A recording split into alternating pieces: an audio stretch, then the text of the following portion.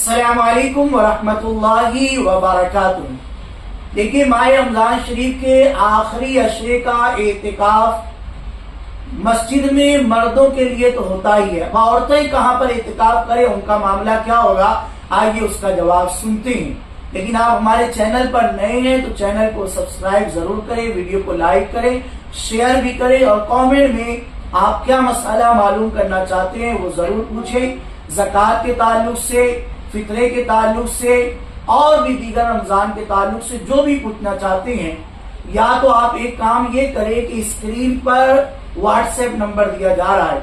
आप अगर कोई सवाल करना चाहते तो आप अपनी एक वीडियो बनाएं और उस वीडियो बनाने के बाद उसमें आप अपना नाम बोले, कहां से है वो भी बोले और वो सवाल हमारे व्हाट्सएप नंबर पर सेंड कर दें।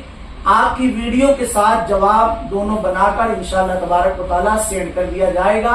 आइए सुनते हैं, औरत के लिए मस्जिद में एतिकाफ की इजाजत है या नहीं, किस तरह से औरत एतिकाफ करेगी।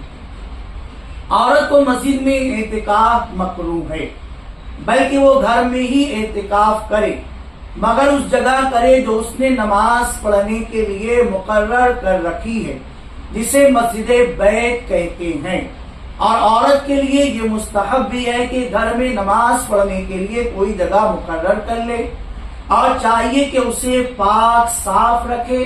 और बेहतर ये है कि उस जगह को चबूतरा वगैरह की तरह थोड़ा सा बुलंद करे और उसी पर वो एतिकाफ करे। उसके किनारे भी हालत एतिकाफ में पर्दा वगैरह कर ले, ताकि वो उसी में यकसुई और तन्हाई महसूस करके एतिकाफ की जो जिक्र अस्कार है, तिलावत है, नमाजें वगैरह पढ़ती रहे, ताकि वो लोगों से अपने आप को अलग थलग रखे। बल्कि मर्द को भी चाहिए कि नवाफिल के लिए घर में कोई जगह मुकर्रर कर ले कि नफल नमाज घर में पढ़ना ये अफजल है। तो इस तरीके से औरत घर में एतिकाफ करेगी, मस्जिद में एतिकाफ नहीं करेगी।